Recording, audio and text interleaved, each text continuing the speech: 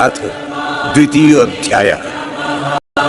तं तथा कृपयाविष्टम् अश्रुपूर्णाकुलेक्षणं विषीदन्तमिदं वाक्यम् उवाच मधुसूदनः। कुतस्त्वाकश्मलमिदं विषमे समुपस्थितम् अनार्जुष्टम् अस्वर्ग्यम् अकीर्तिकरमर्जुन। कृष्ण ने देखा अर्जुन के नेत्र आंसुओं से भरे हुए हैं। उसका मन करुण भाव से आपूरित है। उन्होंने कहा, हे अर्जुन, इस युद्ध भूमि में तुझ जैसे योद्धा का मोहग्रस्त होना आर्य आचरण के विपरीत है। इससे न तो तुझे स्वर्ग मिलेगा न ही यश। क्लैप्यमास्मगमः पार्थ नैतत्त्वयि उपपद्यते। क्षुद्रं हृदय दौर्बल्यं त्यक्तोत्तिष्ठ परन्तप। कथं भीष्ममहं संख्ये द्रोणं च मधुसूदन। इषुभिः प्रतियोत्सयामि पूजार्हा वरिसूदन। हे अर्जुन, इस प्रकार की क्लैव्यता तुझ जैसे योद्धा के अनुरूप नहीं है। हे शत्रु संहारक, हृदय की इस क्षुद्र निर्बलता को त्याग कर युद्ध के लिए खड़ा हो जा। विवशता बताता हुआ अर्जुन बोला, हे मधुसूदन, पितामह और गुरु द्रोण पर मैं कैसे बाण चला सकता हूं?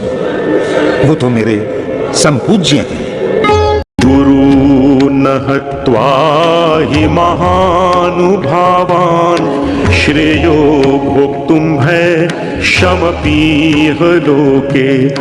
हत्वार्थकामास्तु गुरु निहैव भुञ्जीय भोगान् रुधिर प्रदिग्धान्।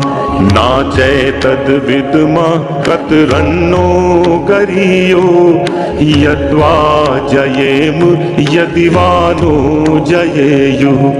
यानेव हत्वा न जिजीविषामः देव स्थिता प्रमुखे धार्तराष्ट्रा। हे मधुसूदन, इन महानुभाव श्रेष्ठ गुरुजनों का संहार करने की अपेक्षा मैं इस लोक में भीख मांगकर जीवन यापन करना अधिक श्रेयस्कर समझता हूं।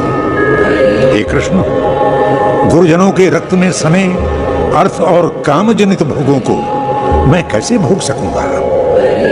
वास्तव में युद्ध करने और युद्ध न करने में से कौन श्रेष्ठ है, हमें इसका कुछ भी ज्ञान नहीं।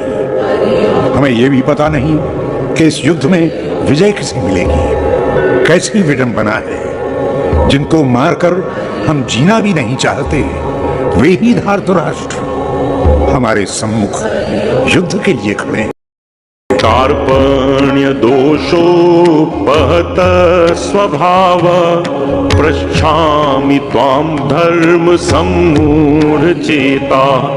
यच्छेयस्यान्निश्चितं ब्रूहि तन्मे शिष्यस्तेऽहं शाधि मां त्वां प्रपन्नम्। नहि प्रपश्यामि ममापनुद्यात् यच्छोकमुच्छोषणमिन्द्रियाणाम्। अवाप्य भूमा वसपत्नमिद्धं राज्यं सुराणामपि चाधिपत्यम्। हे माधव, मेरा स्वभाव कायरता के दोष से ग्रसित हो गया है और धर्म के विषय में कर्तव्य अकर्तव्य का बोध मुझे नहीं सूझ रहा। इसी कारण हे ऋषिकेश, मैं आपसे पूछ रहा हूं कि मेरा कल्याण कैसे और किन साधनों से संभव है। आप ही निश्चित करें। मैं आपका शिष्य हूं, आपकी शरण में हूं, मुझे आप संभालें। क्या निष्कंटक सब प्रकार से संपन्न राज्य और स्वर्ग पर आधिपत्य मेरी शोक संतप्त इंद्रियों को सुख दे सकेंगे? एवमुक्त्वा ऋषिकेशं गुडाकेशः परन्तप न योत्स्य इति गोविन्दम् उक्त्वा तूष्णीं बभूवः। तमुवाच ऋषिकेशः प्रहसन्निव भारत सेनयोरुभयोर्मध्ये विषीदन्तमिदं वचः। संजय ने युद्ध का विवरण देते हुए बताया कि हे राजन, निद्रा को वश में करने वाले अर्जुन ने श्री कृष्ण से कहा, हे गोविंद, मैं युद्ध नहीं करूंगा। तब हे धृतराष्ट्र, दोनों सेनाओं के बीच अर्जुन को इस प्रकार शोक से विह्वल देखकर इंद्रियों को अपने वश में रखने वाले कृष्ण मुस्कुराकर बोले, अशोच्यानन्वशोचस्त्वं प्रज्ञावादांश्च भाषसे गतासून् गतासूंश्च नानुशोचन्ति पंडिताः। न त्वेवाहं जातु नासं न त्वं नेवे जनाधिपाः। न चैव न भविष्यामः सर्वे वयम् अतः परम्। हे अर्जुन, जो शोक करने के विषय ही नहीं है, तू उन्हीं विषयों के लिए शोक करता है और पंडितों जैसी बातें करता है। सुन, जिनके प्राण निकल गए हैं और वो जो जीवित हैं, पंडित उनके लिए शोक नहीं करते। हम, तुम और ये सभी राजा हर काल में थे। ये पहले भी थे, अब भी हैं और आगे भी रहेंगे। देहिनोऽस्मिन् यथा देहे कौमारं यौवनं जरा तथा देहान्तर प्राप्तिर्धीरस्तत्र न मुह्यति। मात्रा स्पर्शास्तु कौन्तेय शीतोष्ण सुख दुःखदा आगमापायिनो नित्यास्तांस्तितिक्षस्व भारत। हे अर्जुन, जीवात्मा इस मानव के शरीर में जैसे बाल्यावस्था, युवावस्था और वृद्धावस्था में रहती है, वैसे ही जब जीवात्मा दूसरे शरीर में प्रवेश करती है तो धैर्यवान इस परिवर्तन से विमोहित नहीं होते। हे कौन्तेय, सर्दी गर्मी सुख दुख का अनुभव करने वाली इंद्रियां और विषयों का संयोग अनित्य है, तू इन्हें सहन कर ले। यं हि न व्यथन्त्येते पुरुषं पुरुषर्षभ समदुःख सुखं धीरं सो मृत्वाय कल्पते। नासतो विद्यते भावो ना भावो विद्यते सतः उभयोरपि द्रष्टोऽन्तस्त्वनयोस्तत्त्वदर्शिभिः। हे पुरुषों में श्रेष्ठ अर्जुन, दुख सुख को समान दृष्टि से देखने वाले जो धीर पुरुष इंद्रिय और विषयों के संयोग से उत्पन्न भोगों से व्याकुल नहीं होते, ऐसे व्यक्ति ही अमृत तत्व पाते हैं। हे अर्जुन, असत वस्तु का तो अस्तित्व ही नहीं होता और सत का अभाव नहीं होता। ज्ञानी पुरुष सत और असत को इसी प्रकार से देखते हैं। अविनाशी तु तद्वेद्धि येन सर्वमिदं ततं विनाशमप्यसास्य न कश्चित् तर्तुम् अर्हति।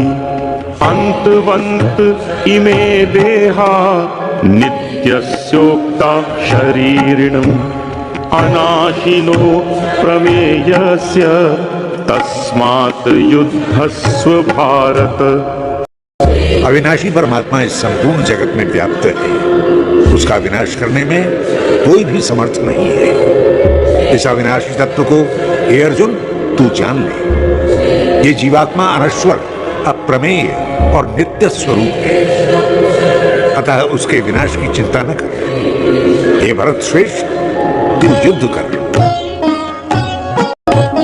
या एनं वेत्ति हन्तारं यश्चेनं मन्यते हतम् उभौ तौ नाविजानीतो नायं हन्ति न हन्यते।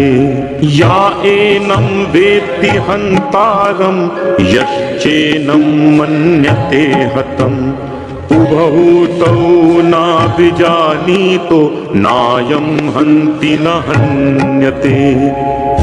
हे अर्जुन, ये आत्मा तो वास्तव में अविनाशी है। जो इस अविनाशी आत्मा को मारने वाला या मरने वाला समझते हैं वे अज्ञानी है, क्योंकि ये सनातन तत्व आत्मा न तो कभी किसी को मारता है न किसी के द्वारा मारा जाता है। न जायते म्रियते वा कदाचित् नावं भूत्वा भविता वा न भूयः अजो नित्यः शाश्वतोऽयं पुराणो न हन्यते हन्यमाने शरीरे। हे भारत, आत्मा न किसी काल में जन्म लेता है और न कभी मरता है।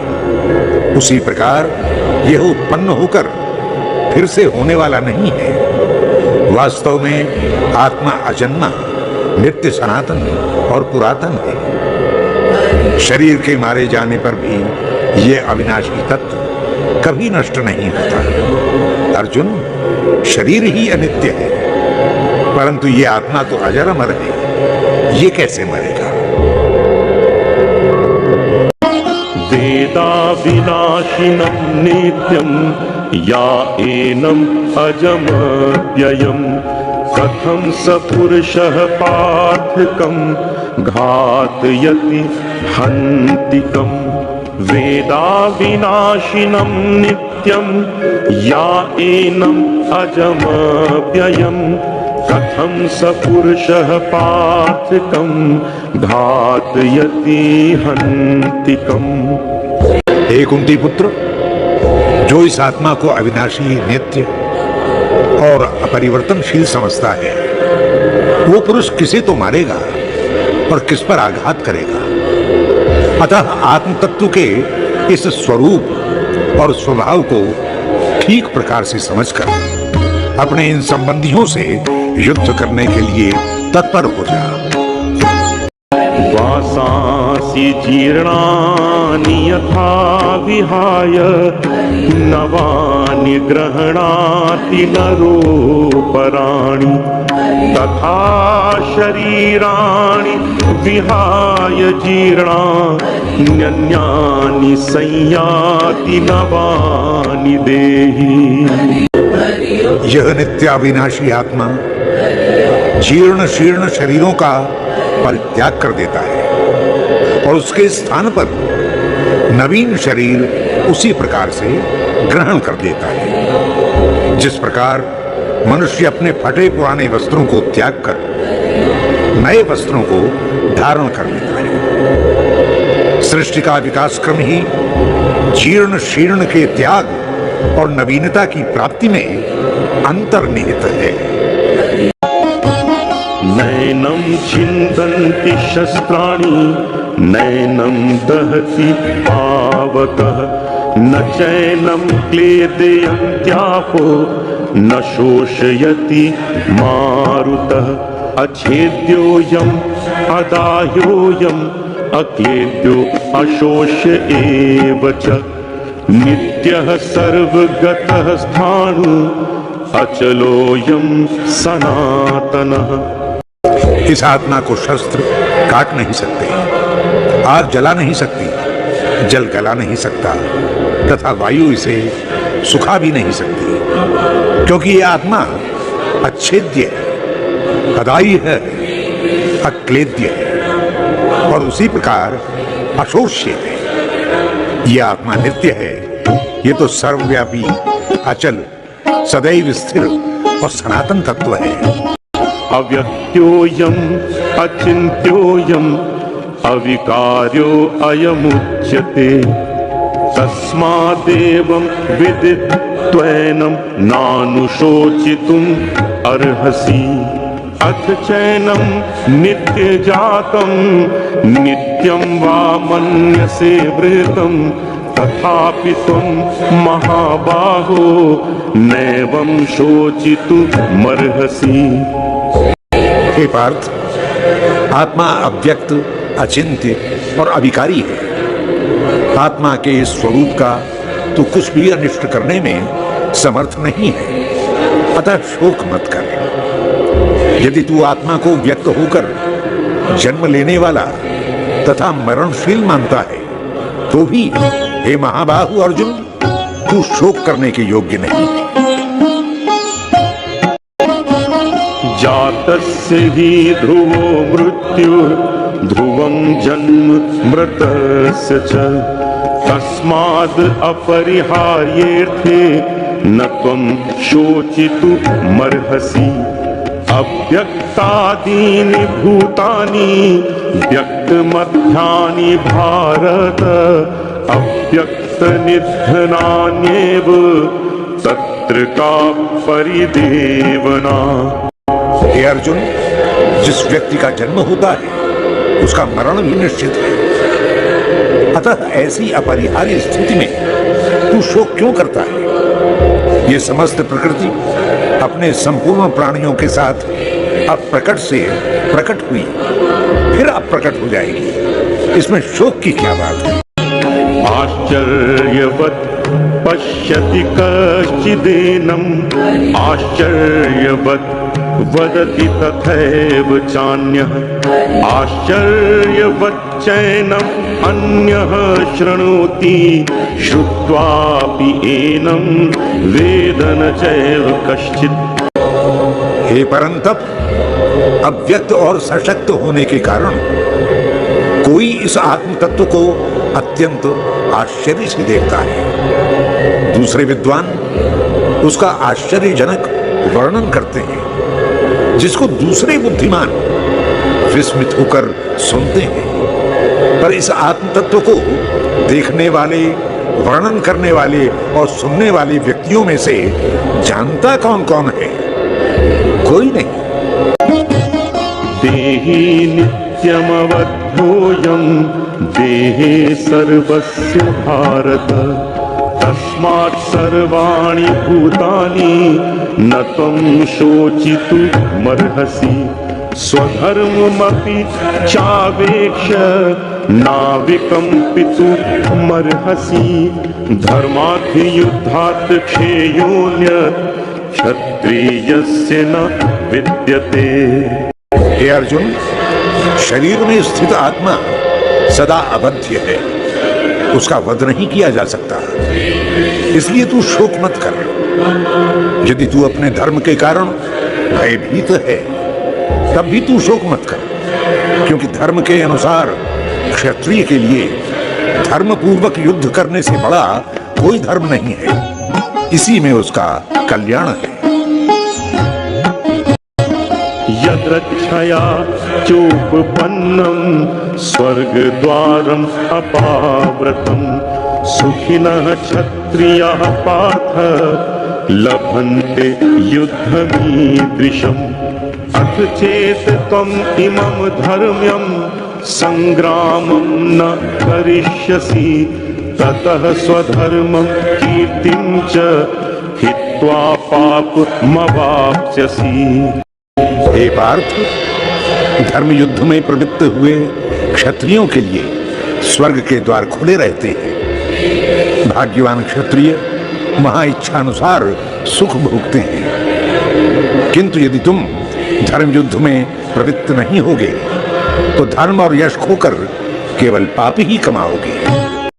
अकीर्तिं चापि भूतानि कथयिष्यन्ति ते अव्ययाम् संभावितस्य चाकीर्तिर्मरणात् अतिरिच्यते। भयाद् रणाद् उपरतं मंस्यन्ते त्वां महारथा येषां च त्वं बहुमतो भूत्वा यास्यसि लाघवम्। लोग युगों तक तेरी अपकीर्ति का गान करेंगे। अरे सम्मानित व्यक्ति के लिए अपकीर्ति मृत्यु से भी अधिक दुखदायी होती है। जो तुझे सम्मानित दृष्टि से देखते थे वे तुझे छोटा समझेंगे और महारथी तुझे भय के कारण युद्ध से भागा हुआ मानेंगे। अवाच्य वातांश बहून् वदिष्यन्ति तवाहिता निन्दन्तस्तव सामर्थ्यं ततो दुःखतरं नु किम् हतो वा प्राप्स्यसि स्वर्गं जित्वा वा भोक्ष्यसे महीम् तस्मादुत्तिष्ठ कौन्तेय युद्धाय कृत निश्चयः। हे अर्जुन, शत्रु तेरे सामर्थ्य की निंदा और न कही जाने योग्य बातों की यहां वहां चर्चा करेंगे। इससे अधिक दुखदायी क्या होगा? यदि युद्ध में मरा तो तुझे स्वर्ग मिलेगा, जीतेगा तो पृथ्वी का राज्य भोगेगा। इसलिए निश्चय कर और युद्ध के लिए तत्पर हो जा। सुख दुखे समे कृत्वा लाभालाभौ जया जयो ततो युद्धाय युज्यस्व नैवं पापमवाप्स्यसि एषा ते विहिता सांख्ये बुद्धिर्योगे त्विमां शृणु बुद्ध्या युक्तो यया पार्थ कर्म बंधं प्रहास्यसि। हे पार्थ, सुख दुख हानि लाभ और जय पराजय को समान दृष्टि से देख और तब युद्ध में तत्पर हो। तू कभी भी पाप का भागी नहीं बनेगा। ये सारी बातें मैंने ज्ञान योग के संबंध में कही हैं। अब वही बातें कर्म योग के विषय में सुन। यदि बुद्धि पूर्वक उस योग से जुड़ेगा तो कर्म बंधन से मुक्त हो जाएगा। नेहाभिक्रमनाशोऽस्ति प्रत्यवायो न विद्यते स्वल्पमप्यस्य धर्मस्य त्रायते महतो भयात् व्यवसायात्मिका बुद्धि रेकेः कुरु नन्दना बहुशाखा ह्यनन्ताश्च बुद्धयो व्यवसायिनाम्। हे कौन्तेय, कर्म बीज का विनाश नहीं होता और इस क्रम का उलटना संभव नहीं है। दर्प का अल्प संयोग भी व्यक्ति को महान भय से बचा लेता है।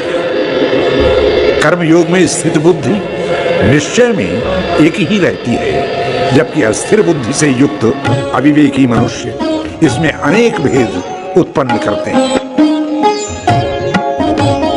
यामिमां पुष्पितां वाचं प्रवदन्ति अविपश्चितः वेदवाद रतः पार्थ नान्यद अस्तीति वादिनः कामात्मानः स्वर्गपरा जन्म कर्म फलप्रदां क्रिया विशेष बहुलां भोगेश्वर्य गतिं प्रति। लोगों को सांसारिक भोगों में प्रीति होती है। वे कर्मफल में आसक्ति रखते हैं और उनकी स्थापना में सुंदर मधुर बातों को प्रस्तुत करते हुए वेद वाक्यों के प्रमाण देते हैं। उनकी दृष्टि स्वर्ग को ही सर्वोपरि देखती है और वे भोग और ऐश्वर्य प्राप्ति को ही जीवन कर्म का फल मानते हैं। भोगैश्वर्य प्रसक्तानां तयापहृत चेतसां व्यवसायात्मिका बुद्धिः समाधौ न विधीयते त्रैगुण्य विषया वेदा निस्त्रैगुण्यो भवार्जुन निर्द्वन्द्वो नित्यसत्वस्थो निर्योग क्षेम आत्मवान। हे कौन्तेय, इंद्रिय भोगों में आसक्त लोगों की बुद्धि मोह से ग्रसित होकर अपनी चेतना खो देती है और अनिश्चय के कारण समाधि में स्थित नहीं होती। वेद त्रिगुणात्मक है। तू त्रिगुणातीत होकर द्वंद्वात्मक जगत से परे नित्य आत्मा में स्थित हो जा। आत्मान व्यक्ति को योगक्षेम से कर्म कर। सफलता विफलता में समान दृष्टि होना ही समत्व योग है। हे कुंती पुत्र, सकाम कर्म समत्व योग के सामने अत्यंत तुच्छ है। कर्म के फल का हेतु बनने वाले बड़े दीन होते हैं, अतः तू समत्व योग प्राप्त कर। बुद्धि युक्तो जहातीह उभे सुकृत दुष्कृते तस्मादि योगाय युज्यस्व योगः कर्मसु कौशलम् कर्मजं बुद्धियुक्ता हि फलं त्यक्त्वा मनीषिणः जन्म बंध विनिर्मुक्ताः पदम गच्छन्त्यनामयम्। समत्व योग में जिसकी बुद्धि दृढ़ है वो पाप और पुण्य दोनों ही छोड़ देता है। इसलिए तू ऐसे योग में लग जा।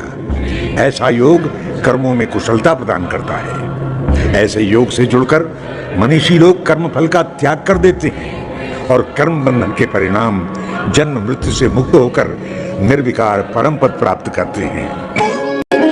यदा ते मोह कलिलम बुद्धिर्व्यतितरिष्यति तदा गन्तासि निर्वेदं श्रोतव्यस्य श्रुतस्य च श्रुति विप्रतिपन्नाते यदा स्थास्यति निश्चला समाधा वचला बुद्धिस् तदा योगमवाप्स्यसि। हे अर्जुन, जब तेरी बुद्धि मोह के दलदल को पार कर लेगी, तू सुने हुए और सुनने में आने वाले ज्ञान को छोड़ देगा, तभी तुझे वैराग्य मिलेगा। भिन्न भिन्न वचनों से विचलित तेरी बुद्धि जब परमात्मा स्वरूप में अचल हो जाएगी, तभी तू इस योग को प्राप्त करने में समर्थ होगा। स्थित प्रज्ञस्य का भाषा समाधिस्थस्य केशव स्थितिधिः किं प्रभाषेत किं मासीत व्रजेत किं प्रजहाति यदा कामान् सर्वान् पार्थ मनोगतान् आत्मन्येवात्मना तुष्ट स्थित प्रज्ञस्तदोच्यते। भगवान के वचनों को सुनकर अर्जुन ने पूछा, हे केशव, समाधि में स्थित प्रज्ञ व्यक्ति कैसा बोलता है, कैसा बैठता है और कैसा चलता है? तब भगवान कृष्ण ने उत्तर देते हुए कहा, हे पार्थ, जब व्यक्ति मन की सभी वासनाओं को त्याग देता है, अपनी आत्मा से स्वयं संतुष्ट होकर रहता है, तभी उसे स्थित प्रज्ञ कहा जाता है।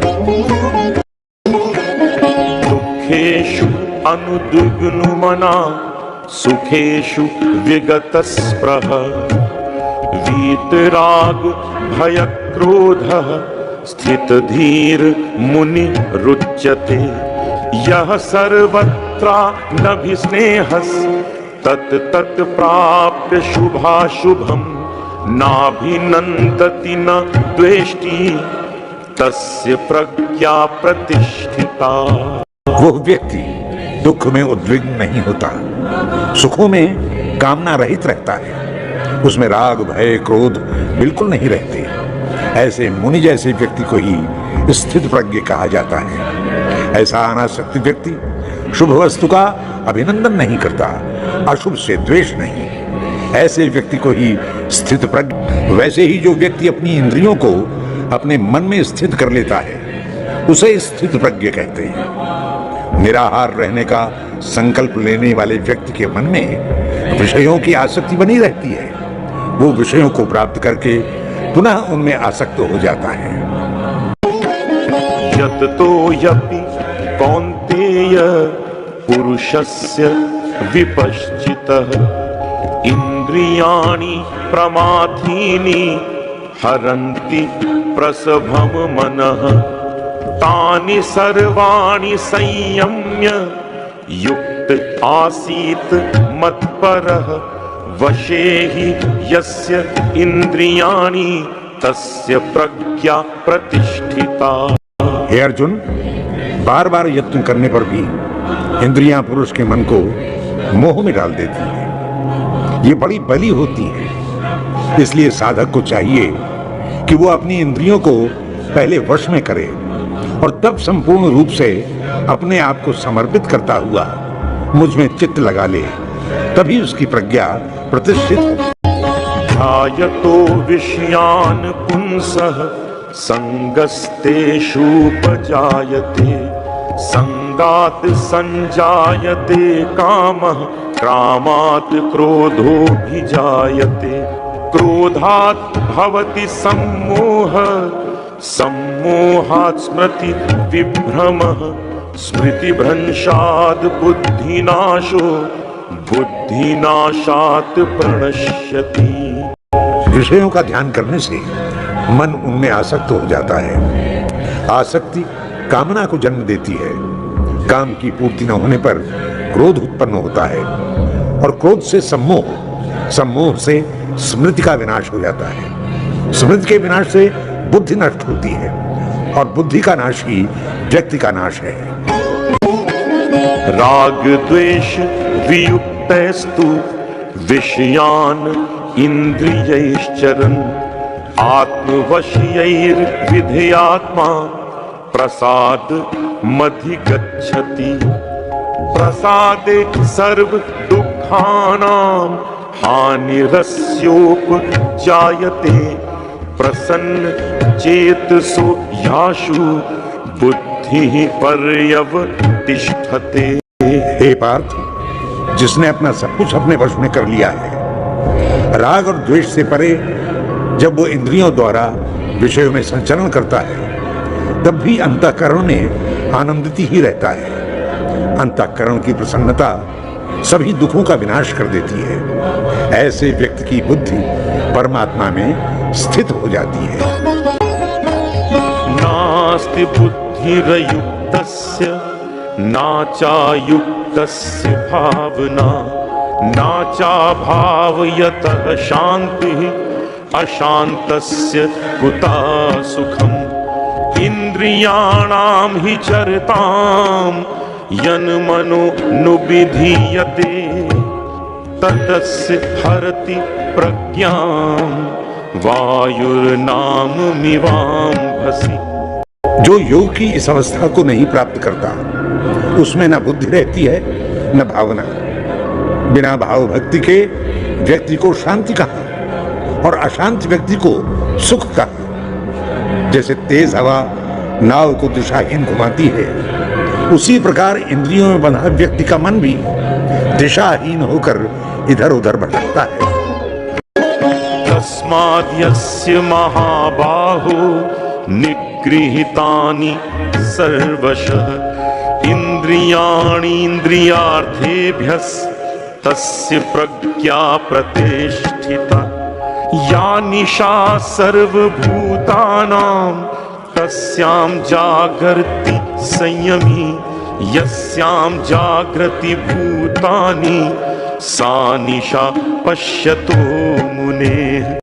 इसलिए हे महाबाहो, जिसने इंद्रियों को वश में कर लिया है, वही स्थिर बुद्धि रह सकता है। जो समस्त प्राणियों के लिए रात है, उसी में तो संयमी जागता है, और जिस इंद्रिय सुखों में सांसारिक जागते हैं, वो दिन परमानंद प्राप्ति में स्थित मुनि के लिए रात है।